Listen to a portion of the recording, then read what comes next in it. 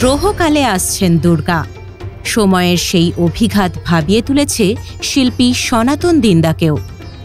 অতীতে তার হাত ধরেই পুজো শিল্প সাক্ষী থেকেছে নানা পরিবর্তনের।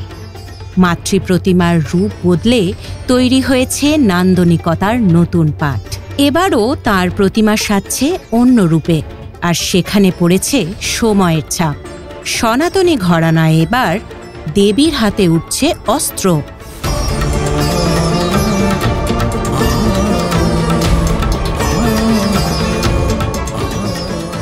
আবার বাহন সিংহ যেন নতুন ব্যঞ্জনা নিয়ে বাহক হয়ে উঠেছে দেবীর অন্তরের আগুনের। নতুন ভাবনায় অন্য আঙ্গিকে প্রতিমাকে সাজিয়ে তুলতে তুলতে শিল্পী বলছেন, এটা ক্রান্তি লগ্ন নয়, আসলে দ্রোহ লগ্ন, দ্রোহকাল চলছে। মানে আসলে এটাই বোধহয় এই সময় দাঁড়িয়ে, এই মেটার যুগেতে এসে, যে মা ঠিক ঠিক সময় ঠিক ঠিক কথা বলতে আসছেন হয়তো। কারণ আমি তো মানে হয়তো আমার জ্ঞান তো মনে পড়ে না দুর্গাকে অস্ত্র ধরেছি, হয়তো কোনো কোনো সময় সিম্বলিক ভাবে দিয়েছি, বাট এবছর মনে হচ্ছে অস্ত্র ধরাতে হবে। অসুরী বিনাশিনী যে রূপ, কারণ আমি তো আমার বোনকে রক্ষা করতে পারিনি, আমার মেয়েকে রক্ষা করতে পারিনি। রক্ষা যখন করতে পারিনি তাহলে তার হাতে অস্ত্র তুলে দিতে হবে। বাট আমি অস্ত্র তুলে দেবার কে? তার তো অস্ত্র ছিলই, সে তার অস্ত্র নিয়ে সব প্রতিভা হয়ে আজকে ফিরে আসছেন উনি এই দ্রোহকালেতে।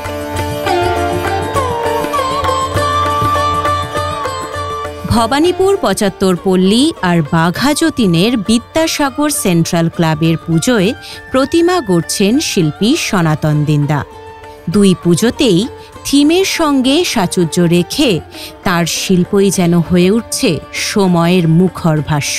এখানে একটা যে প্রতিমা আছে, এখানে তো সোমনাথ মুখার্জি শিল্পী, তার থিমেতেই আমাকে ঠাকুর করতে হচ্ছে। তা পূর্ব পরিকল্পিত, ওরে যুদ্ধ করে করবি কি তা বল। আমি এই প্রশ্নটাকে ঘুরিয়ে বলছি, আসলে যুদ্ধটা করতে হবে এই সময়, এই দ্রোহকালেতে। ভবানীপুর ৭৫ পল্লী, এখানে এটা পূর্ব পরিকল্পিত একটা পুজো। ১ বছর আগে পরিকল্পনা হয়েছে। জীবনানন্দ দাশের একটা কবিতার লাইন, সচেতনা কবিতার লাইন, এই পৃথিবীর রণ রক্ত সফলতা সত্য, কিন্তু শেষ সত্য নয়। কলকাতা একদিন কল্লোলিনী তিলোত্তমা হবে, তবুও তোমার কাছে আমার হৃদয়।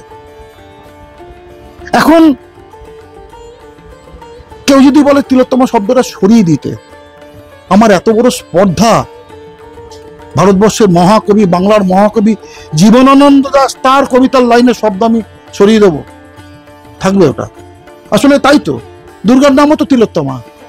১১৮টা নামের মধ্যে ওনার নাম তিলোত্তমা খুঁজে পাওয়া যায়, কোনো সময় মিলে যায়। আসলে এবছর আমি কিছু পরিবর্তন করিনি, যা পরিবর্তন করেছিলাম আগে করেছিলাম। তার রূপের পরিবর্তন, তার অঙ্গরাগের পরিবর্তন, হাতে অস্ত্রবিহীন করে দিয়ে হাতে গায়ত্রী মন্ত্রের মুদ্রা দেওয়া। বাট এবছর আমার পূর্বপুরুষরা যেভাবে দুর্গাকে বর্ণনা করে গেছেন, আমি সেভাবেই করছি। হয়তো এতদিন আমি ভুল করেছিলাম, এবার আমি ঠিক করা, নিজেকে সংশোধন করার চেষ্টা করছি একজন দুর্গা প্রতিমা শিল্পী হিসেবে। দুর্গাপুজো তার কাছে অন্নপূর্ণা শিল্প, কেননা পুজোর মাধ্যমেই হয় বহু মানুষের অন্ন সংস্থান। আর তাই সামাজিক অন্যায়ের প্রতিবাদ যেমন দরকার, তেমনই জরুরি পুজো। বরং সেখানে শিল্পই হয়ে উঠুক শিল্পীর বিবৃতি। সনাতন তাই বলছেন, আসলে দুর্গাপুজোর বিরুদ্ধে যারা কথা বলছে,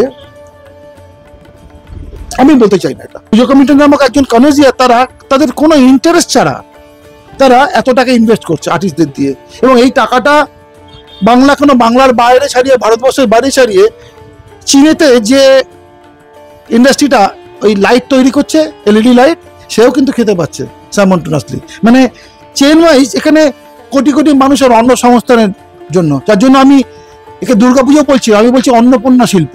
তিলোত্তমাকে নিয়ে এত বিপ্লব চলছে, অগণিত মানুষ রাস্তায় দাঁড়িয়ে রয়েছে, এখনো খাওয়া পড়া কিন্তু কারোর বন্ধ হয়নি, উৎসবও বন্ধ হয়নি, ঘরের লক্ষ্মী পুজোও বন্ধ হয়নি, শনিবারে শনি পুজোও বন্ধ হয়নি। কিন্তু কোনো একটা জায়গা না বিষণ্ণতার সুর। সবসময় যে বিসমিল্লাহ খায় রাগ দুর্গা বাজবে তা তো নয়, রাগ হেমবেহাগত বাজতে পারে, হয়তো আমাদেরও মন বিষণ্ণ থাকবে, কিন্তু আমরা শিল্প দিয়ে কথা বলবো। এতগুলো মানুষের বেঁচে থাকা শিল্প, কারোর পেটে লাথি মেরে কোনোদিনও বিপ্লব হতে পারে না। এটা কিন্তু দুর্গাপুজোর প্রাককালে একটা আমাদের পরম প্রাপ্তি যে দুর্গাকে আমরা অন্যরকম ভাবে পাচ্ছি। আসলে প্রত্যেকটা ঘরে ঘরে একটা দুর্গার জন্ম নিচ্ছে। ক্যামেরায় শুভজিৎ মুখোপাধ্যায়ের সঙ্গে সরোজ দরবারের রিপোর্ট, সংবাদ প্রতিদিন.in।